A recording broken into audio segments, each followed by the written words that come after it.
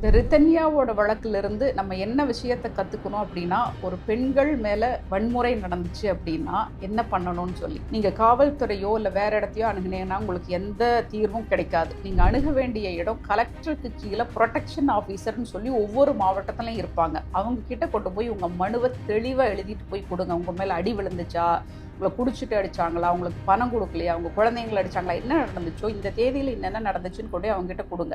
அதை கொடுத்ததுக்கப்புறம் அவங்க எதிர்த்தரப்பை கூப்பிட்டு விசாரிப்பாங்க. அந்த ப்ரொடெக்ஷன் ஆஃபீஸர் விசாரிப்பாங்க. விசாரித்ததுக்கப்புறம் அவங்களால எதுவும் தீர்த்து வைக்க முடியாது, அதிகபட்சம் முடியாது, அப்போ அதை அவங்களே கொண்டு உங்களுக்காக வழக்காக மேஜிஸ்ட்ரேட் கோர்ட்டில் தாக்கல் செய்வாங்க. அதற்கப்புறம் உங்கள் வழக்கை நீதிமன்றத்துக்கு வந்துடும். இதுதான் இருக்கிறதுலையே மிக சரியான வழி. உங்கள் மேலே ஏதாவது குடும்ப வன்முறைங்கிறது மாமனார் மாமியார் மட்டும் கிடையாது. அப்பா அம்மா தம்பி சுற்றில் இருக்கக்கூடிய உறவினர்கள் யார் பண்ணாலும் இதை தான் நீங்கள் அணுகணும்.